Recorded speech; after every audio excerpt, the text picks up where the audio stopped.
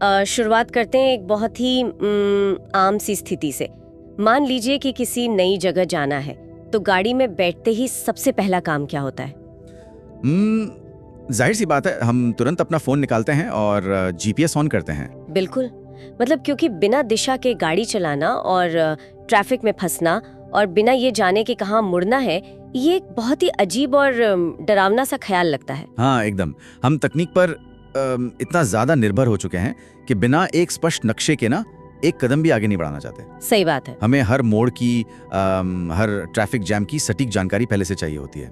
ये इंसानी फितरत है कि हम अनिश्चितता से बचना चाहते हैं। लेकिन एक बहुत ही अजीब बात है, पता है, जब बात हमारी अपनी जिंदगी की आती है ना, तो अचानक वो जीपीएस कहीं गायब हो जाता है।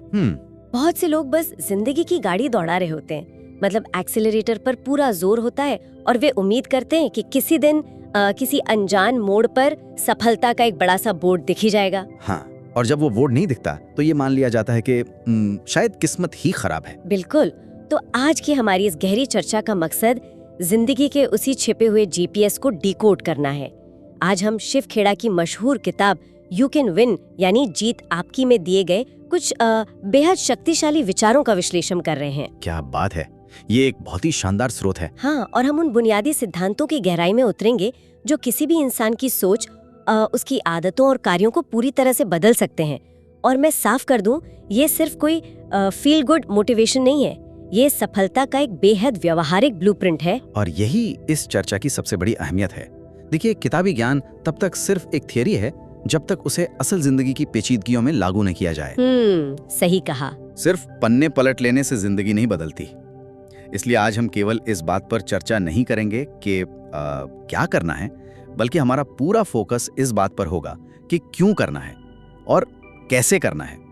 क्योंकि जब इंसान को किसी काम के पीछे का विज्ञान और मनोविज्ञान समझ आ जाता है ना, तो उसे अपनी रोजमर्रा की आदतों में ढालना बहुत आसान हो जाता है। तो चलिए उस नक्शे को समझना शुरू करते हैं। किसी भी सफर पे निकलने से पहले सबसे जरूरी चीज है कि हमारी गाड़ी का शीशा साफ हो। एकदम सही एनालॉजी है। हाँ, तो लेखक ने सबसे पहला और सबसे मजबूत जोर नजरिए यानी एटीट्यूड पर दिया है। उनका कहना है कि सकारात्मक नजरिया ही आधी सफलता के बराबर है। किताब में एक बहुत ही गहरी लाइन है कि विजेता अलग काम नहीं करते, वे चीजों को अलग तरीके से करते हैं। ये पंक्ति अपने आप में पूरी एक फिलॉसफी है। अक्सर समाज में ये गलतफहमी होती है कि जो लोग असाधारण रूप से सफल होते हैं, उनके पास कोई जादुई छड़ी होती है या उन्हें कोई सीक्रेट रास्ता पता होता है। हाँ, लोगों को लगता है कि कोई शॉर्टकट है। बिल्कुल, लेकिन असलियत में वे उसी बाजार में उन्हीं संसाधनों के साथ और उन्हीं चुनौतियों के बीच काम कर रहे होते हैं। उनका काम करने का तरीका नहीं, बल्कि उस काम को देखने का नजरिया अलग होता है। किताब में इसके लिए एक बहुत ही क्लासिक उदाहरण दिया गया है। अच्छा। अफ्रीका में जूते बेचने गए दो सेल्समैन की कहानी। ओहो, ये मेरी पसंदीदा कहानी है ना? दोनों एक ही शहर में पहुंचते हैं। एक ने चारों तरफ देखा और अपनी कंपनी को फोन करके कहा कि यहाँ तो कोई जूते ही नहीं पहनता, मार्केट शून्य है, मुझे तुरंत वापस बुला लो। वहीं दूसरे सेल्समैन ने भी बिल्कुल वही दृश्य देखा, लेकिन उसका रिएक्शन एकदम अलग था। उसने कहा कि यहाँ कोई जूते नहीं पहनता, ये एक बहुत बड़ा अवसर है, जल्दी से जल्दी और माल भेज दो। क्या बात है। स्थिति बिल्कुल समान थी, लेकिन परिणाम जमीन आसमान का था। ठीक है, चलो इसको थोड़ा विस्तार से समझते हैं। क्या हमारा नजरिया सच में एक चश्मे की तरह काम करता है? मेरा मतलब है, अगर चश्मे के शीशे गंदे हैं, तो क्या हमारी आंखें सही होते हुए भी हमें हर अवसर एक समस्या ही नजर आता है? यहाँ सबसे हैरान करने वाली बात यह है कि अगर हम इसे मनोविज्ञान और न्यूरोसाइंस के नजरिए से समझे ना, तो ये सिर्फ एक दार्शनिक बात नहीं है, बल्कि एक जैविक सच्चाई है। अच्छा, जैविक सच्चाई कैसे? देखिए, हमारा दिमाग हर सेकंड लाखों सूचनाओं का सामना करता है। अगर वो हर चीज को प्रोसेस करने लगे तो शॉर्ट सर्किट हो जाएगा। हाँ, ये तो है। इसलिए दिमाग एक फिल्टर का इस्तेमाल करता है, जिसे रेटिकुलर एक्टिवेटिंग सिस्टम कहते हैं। ये आपके एटीट्यूड के हिसाब से चीजों को फिल्टर करता है। मनोविज्ञान में इसे कंफर्मेशन बायस भी कहते हैं। Confirmation bias. जी, अगर कोई इंसान मान लेता है कि कोई काम असंभव है, तो उसका दिमाग केवल उन सूचनाओं को फिल्टर करके लाएगा जो उस काम के असंभव होने को साबित करती हों। अरे वाह। लेकिन जब कोई सकारात्मक नजरिया अपनाता है, तो उसका दिमाग मुश्किल हालातों में हार मानने के बजाय समाधान खोजने के लिए अपने एल्गोरिदम को बदल देता है। ये सिर्फ पॉजिटिव थिंकिंग नहीं है, ये असल में अपने दिमाग की वायरिंग को समाधान ढूंढने के लिए प्रोग्राम करना है। ये समझना बहुत जरूरी है कि हमारा दिमाग हमारे ही नजरिए का गुलाम होता है। यानी जब मानसिक चश्मा साफ हो गया तो आधा रास्ता तो वहीं तय हो गया। बिल्कुल। लेकिन सिर्फ साफ देखने से बात नहीं बनती। जब हमें सब कुछ साफ साफ दिखने लगे तो अगली बड़ी चुनौती ये जानना है कि हमें देखना कहाँ है। और यहीं पर लेखक एक बहुत ही महत्वपूर्ण बात की तरफ इशारा करते हैं। बिना लक्ष्य के जीवन दिशाहीन है। एकदम सही। उनका कहना है कि यदि ये पता ही नहीं है कि जाना कहाँ है तो कोई भी इंसान कहीं भी पहुंच सकता है और शायद वो जगह उसे पसंद ना आए। एक बहुत अहम बात किताब में कही गई है कि बिना योजना के लक्ष्य सिर्फ एक इच्छा है। इसे ऐसे समझें कि अगर कोई व्यक्ति रेलवे स्टेशन जाकर टिकट काउंटर पर कहे मुझे एक टिकट दे दो और क्लर्क पूछेगा कहाँ का और जवाब मिले कि कहीं का भी दे दो, तो क्या कभी कोई सही ट्रेन मिलेगी? कभी नहीं। बिना मंजिल के किसी ट्रेन में बैठने का मतलब है कि इंसान अपनी ऊर्जा, अपना समय और अपने सबसे कीमती संसाधन पूरी तरह से बर्बाद कर रहा है। लक्ष्य वो चुंबक है जो हमारे हर दिन के फैसलों, हमारी सुबह उठने की वजह को एक दिशा में खींचता है। यहाँ पर बात सच में बहुत दिलचस्प हो जाती है। मैं एक सेकंड के लिए यहाँ डेविल्स एडवोकेट बनना चाहूंगी। हाँ, बिल्कुल पूछिए। जब हम हर दिन के एक्शन प्लान और रूटीन और एकदम स्पष्ट लक्ष्यों की बात करते हैं तो ईमानदारी से कहूँ तो ये थोड़ा डरावना और उबाऊ लगता है। मतलब क्या अपनी जिंदगी के हर हिस्से को पहले से प्लान कर लेने से हमारी जिंदगी की वो स्पॉन्टेनिटी या कहें सहजता खत्म नहीं हो जाती? ये एक बहुत आम डर है। ऐसा लगता है जैसे हम किसी एक्सेल शीट की तरह जी रहे हों जहां मस्ती के लिए कोई जगह ही नहीं है। यह एक बहुत ही तार्किक सवाल है और बहुत से लोग इसी डर से योजना नहीं बनाते। लेकिन अगर हम गहराई से देखें तो योजना कोई जेल नहीं है जिसमें हम खुद को कैद कर रहे हैं। योजना असल में एक नक्शा है। एक नक्शा। जी, जब हमारे पास एक नक्शा होता है तो हम रास्तों का चुनाव ज्यादा आजादी से कर सकते हैं। मान लीजिए रास्ते में कोई जाम मिल गया या कोई सड़क बंद है तो नक्शा हमें एक नया रास्ता खोजने में मदद करता है। हाँ, ये बात तो है। बिना लक्ष्य के इंसान सहज नहीं होता, वो बस परिस्थितियों के आगे भटक रहा होता है। स्पष्ट लक्ष्य इंसान को भटकने से बचाता है। जब हमें पता होता है कि हमारा लक्ष्य क्या है तो हमें ये भी पता होता है कि किन चीजों को ना कहना है। ये ना कहने वाली बात बहुत पावरफुल है। बिल्कुल, हमारी ऊर्जा फालतू की चीजों में बर्बाद नहीं होती और सच कहूं तो यही ना कहने की ताकत इंसान को असली आजादी देती है। निर्णय लेने की थकान या जिसे डिसीजन फटीग कहते हैं, उससे बचना ही योजना का असली मकसद है। ये बहुत दिलचस्प नजरिया है कि योजना हमें बांधती नहीं बल्कि हमें फालतू के विकल्पों से आजाद करती है। एकदम। चलिए अब मान लेते हैं कि हमारे पास साफ नजरिया है और एक स्पष्ट नक्शा भी है। मंजिल की तरफ बढ़ने के लिए हमें एक मजबूत वाहन की जरूरत होगी। लेखक कहते हैं कि वो वाहन बाहरी दिखावा नहीं बल्कि इंसान का आंतरिक चरित्र है। बहुत गहरी बात है ये। आज की दुनिया में जहाँ इमेज ही सब कुछ मानी जाती है, ये किताब चरित्र और प्रतिष्ठा के बीच एक बहुत गहरी लकीर खींचती है। प्रतिष्ठा वो है जो लोग हमारे बारे में सोचते हैं, लेकिन चरित्र वो है जो हम असल में हैं। ये एक ऐसा फर्क है जिससे आज के तेज रफ्तार दौर में अक्सर भुला दिया जाता है। हम अपनी प्रतिष्ठा बनाने में बहुत समय, पैसा और ऊर्जा खर्च करते हैं। हम कैसे दिखते हैं, लोग हमारे बारे में क्या बात करते हैं। सोशल मीडिया वाली जिंदगी। बिल्कुल। लेकिन चरित्र वो नींव है जिस पर प्रतिष्ठा की इमारत खड़ी होती है। अगर नींव ही खोखली है और इमारत बहुत खूबसूरत बना दी गई है तो पहली बड़ी आंधी में उसका गिरना तय है। लेकिन अगर आज के समय की बात करें, आज की इस दिखावे वाले दौर में जहां सोशल मीडिया पर फॉलोअर्स और वायरल होने की होड़ मची है, जहां लोग फिल्टर लगाकर अपनी जिंदगी को बेहतरीन दिखाते हैं और fake it till you make it का मंत्र जपते हैं। हाँ, ये तो बहुत आम हो गया है। तो क्या आज की दुनिया में सच में कोई आंतरिक चरित्र की परवाह करता है? क्या चरित्र का असल जिंदगी में कोई रिटर्न ऑन इन्वेस्टमेंट है? ये सवाल आज के जमाने में बहुत प्रासंगिक है और अगर हम इसको बड़ी तस्वीर से जोड़कर देखें तो इसका जवाब है हाँ। चरित्र की कीमत आज पहले से कहीं ज्यादा है। कैसे? देखिए, सोशल मीडिया एक ऐसा मंच है जहां प्रतिष्ठा रातों रात बन भी सकती है और कैंसिल कल्चर के इस दौर में एक छोटी सी गलती से रातों रात खत्म भी हो सकती है। हाँ, ये तो हमने कई बार देखा है। प्रतिष्ठा एक बहुत ही अस्थिर जमीन है। आप लंबे समय तक एक नकली छवि नहीं बनाए रख सकते। जब कोई बड़ा संकट आता है, जब कोई आपको नहीं देख रहा होता है, तब आपके आंतरिक उसूल ही तय करते हैं कि आप क्या फैसला लेंगे। बात तो सही है। व्यापार हो, निवेश हो या गहरे रिश्ते, लंबी अवधि में लोग उस इंसान या उस ब्रांड पर भरोसा करते हैं जिसका चरित्र सच्चा हो।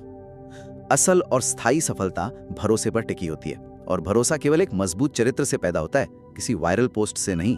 यानी दिखावे की उम्र बहुत छोटी होती है और सच्चाई हमेशा लंबी रेस का घोड़ा होती है। बिल्कुल। अब एक मजबूत चरित्र और साफ लक्ष्य के साथ जब कोई अपनी यात्रा पर आगे बढ़ता है तो ये मानकर चलना चाहिए कि रास्ते में रुकावटें और एक्सीडेंट्स भी होंगे। कोई भी सफर एकदम सीधा नहीं होता। कभी नहीं। तो उन असफलताओं को कैसे लिया जाए, ये अगला सबसे बड़ा सवाल है। किताब का नजरिया है कि असफलता एक फीडबैक है, ये कोई डेड एंड नहीं है। बिल्कुल। दुनिया का कोई भी सफल इंसान ऐसा नहीं है जिसने कभी असफलता का स्वाद न चखा हो। फर्क सिर्फ इतना है कि उस इंसान ने असफलता को हार मानकर अपना सफर खत्म नहीं किया। उसने असफलता को एक अलग नजरिए से देखा और उसका इस्तेमाल किया। किताब में इसके लिए थॉमस एडिसन का एक बहुत ही शानदार उदाहरण दिया गया है। एडिसन ने लाइट बल्ब बनाने के लिए 1000 बार प्रयास किया और हर बार फेल हुए। जी, 1000 बार। लेकिन जब उनसे इस बारे में पूछा गया तो उनका वो प्रसिद्ध कथन था कि मैं फेल नहीं हुआ, मैंने 1000 ऐसे तरीके खोजे जो काम नहीं करते। ये माइंडसेट का बेहतरीन उदाहरण है। तो इस सब का आखिर मतलब क्या है? अगर मैं इसे आज की भाषा में समझने की कोशिश करूं तो ये बिल्कुल एक वीडियो गेम की तरह है। अच्छा, वीडियो गेम। हाँ, मतलब जब प्लेयर गेम खेलते हुए किसी गड्ढे में गिरकर हारता है तो वो स्क्रीन बंद करके ये नहीं कहता कि मैं हार गया, अब कभी नहीं खेलूंगा, बल्कि वो सीखता है। उसे पता चल जाता है कि अच्छा, इस लेवल पर यहाँ एक जाल है, अगली बार मुझे यहाँ से जंप करना है। ये वीडियो गेम वाली एनालॉजी बहुत ही सटीक है और इसे हम आज की टेक कंपनियों के काम करने के तरीके से भी जोड़ सकते हैं। असफलता कोई अंतिम परिणाम नहीं है, ये केवल डेटा कलेक्शन है। Data collection. जी, आज की बड़ी कंपनियां जब कोई प्रोडक्ट लॉन्च करती हैं तो वे A/B टेस्टिंग करती हैं। वे जानबूझकर छोटी छोटी गलतियां करती हैं ताकि उन्हें ग्राहकों का फीडबैक मिल सके। अरे वाह! जब थॉमस एडिसन कहते हैं कि उन्होंने 1000 ऐसे तरीके खोजे जो काम नहीं करते, तो वे असल में ये बता रहे हैं कि हर प्रयास ने उन्हें सही तरीके के एक कदम और करीब ला दिया। वे डेटा इकट्ठा कर रहे थे। ये बहुत ही प्रैक्टिकल नजरिया है। असफलता हमें स्पष्ट रूप से बताती है कि हमारी योजना में क्या कमी है, हमें अपने कौशल को कहाँ सुधारने की जरूरत है। जो लोग असफलता से डरते हैं वे असल में डेटा और फीडबैक से डरते हैं। बिल्कुल। जिस दिन इंसान असफलता को हार की तरह देखना बंद करके उसे एक एल्गोरिथम की तरह देखने लगता है जो उसे बेहतर बना रहा है, उसी दिन से उसका डर खत्म हो जाता है। ये बहुत ही शक्तिशाली विचार है कि असफलता असल में डेटा कलेक्शन है। लेकिन चलिए थोड़ा व्यावहारिक होते हैं। 1000 बार प्रयास करने के लिए या बार बार वीडियो गेम के उसी कठिन लेवल को पार करने की कोशिश करने के लिए केवल शुरुआती मोटिवेशन काफी नहीं होता। एकदम सही बात है। एक समय आता है जब इंसान मानसिक और शारीरिक रूप से थक जाता है और यहीं पर हमारी चर्चा एक बहुत ही नाजुक मोड़ पर पहुंचती है, अनुशासन बनाम मोटिवेशन। लेखक साफ कहते हैं कि मोटिवेशन आता है और चला जाता है, लेकिन अनुशासन इंसान को रोज काम करने पर मजबूर करता है। ये एक ऐसी सच्चाई है जिससे हम सब रोज जूझते हैं। हम अक्सर मोटिवेशन को लेकर बहुत ज्यादा उत्साहित रहते हैं। हम कोई शानदार चर्चा सुनते हैं या कोई प्रेरणादायक वीडियो देखते हैं और अचानक लगता है कि हम कल से दुनिया बदल देंगे। हाँ, रातों रात सब बदलने का जोश आ जाता है। वो मोटिवेशन एक स्पार्क यानी इंजन की शुरुआती चिंगारी की तरह है। वो गाड़ी स्टार्ट तो कर सकता है, लेकिन गाड़ी को सैकड़ों मील तक चलाने के लिए जो लगातार ईंधन चाहिए वो अनुशासन है। सही बात है। मोटिवेशन हमारी भावनाओं पर निर्भर करता है और भावनाएं तो मौसम की तरह बदलती रहती हैं। किताब में जिम जाने का बहुत ही सटीक और हमारी रोजमर्रा की जिंदगी से जुड़ा उदाहरण दिया गया है।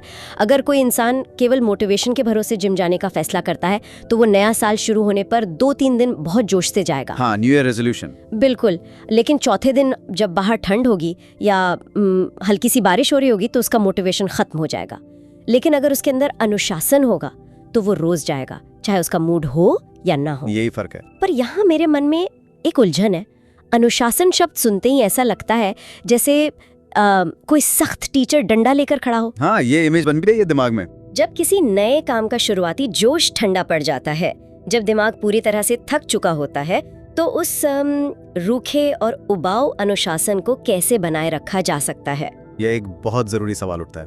ये शायद सफलता के रास्ते का सबसे कठिन सवाल है और इसका जवाब हमारे लक्ष्यों वाले विचार में ही छिपा है। अच्छा, वो कैसे? देखिए, अनुशासन कोई ऐसी चीज नहीं है जो इंसान खुद पर जबरदस्ती या सजा के तौर पर थोपता है।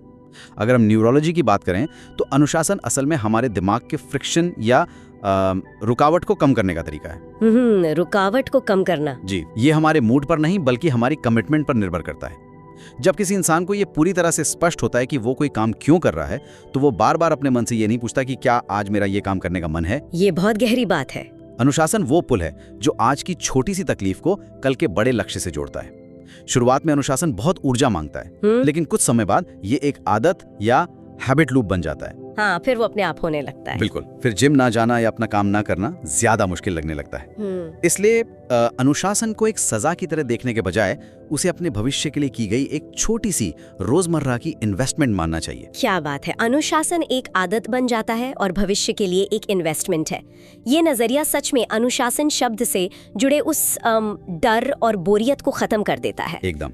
तो अगर हम आज की इस पूरी गहरी चर्चा के धागों को एक साथ पिरोएं, तो हमने सफलता के उन बुनियादी नियमों को समझा है जो सतह से बहुत गहरे हैं। जी। सबसे पहले एक ऐसा सकारात्मक नजरिया जो हमारे दिमाग की वायरिंग को हर समस्या में अवसर खोजने के लिए ट्रेन करता है। दूसरा, स्पष्ट लक्ष्य जो हमारी जिंदगी की गाड़ी को सही दिशा देते हैं और हमें फालतू के रास्तों पे भटकने से बचाते हैं। तीसरा, एक मजबूत चरित्र जो बाहरी दिखावे और वायरल होने की होड़ से दूर एक ठोस और भरोसेमंद नींव बनाता है। चौथा, असफलता को हार नहीं बल्कि अपने विकास के लिए एक जरूरी डेटा या फीडबैक मानना। और अंत में, अनुशासन का वो ताकतवर इंजन जो हमें तब भी आगे बढ़ाता है जब मोटिवेशन का गुब्बारा फूट जाता है। बिल्कुल।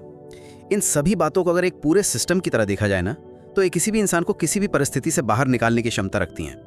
ये एक चेन की तरह है जहां हर कड़ी एक दूसरे से जुड़ी हुई है।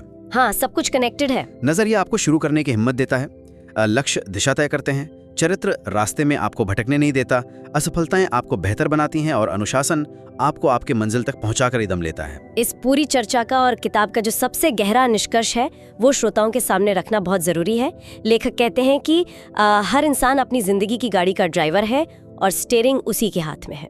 बहुत ही शक्तिशाली विचार है ये बात सुनने में बहुत सशक्त लगती है, ये हमें ताकत देती है।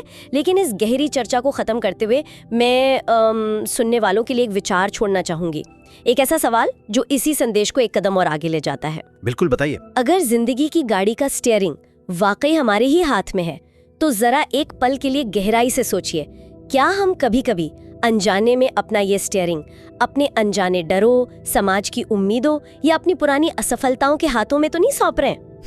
हम सोचते हैं कि हम गाड़ी चला रहे हैं, लेकिन क्या फैसले सच में हमारे अपने हैं या हम बस एक ऑटो पायलट मोड में जी रहे हैं? सोचिए, जिस दिन हम उन सारे डरों, दूसरों की उम्मीदों और अपनी पुरानी आदतों से वो स्टीयरिंग पूरी तरह से वापस अपने हाथ में ले लेंगे, उस दिन बिना किसी रुकावट के हम कितनी दूर तक जा सकते हैं? ये सचमुच सोचने पर मजबूर कर देने वाला सवाल है। अपने जीवन का पूरा नियंत्रण वापस लेना ही सबसे बड़ी जीत है। बिल्कुल।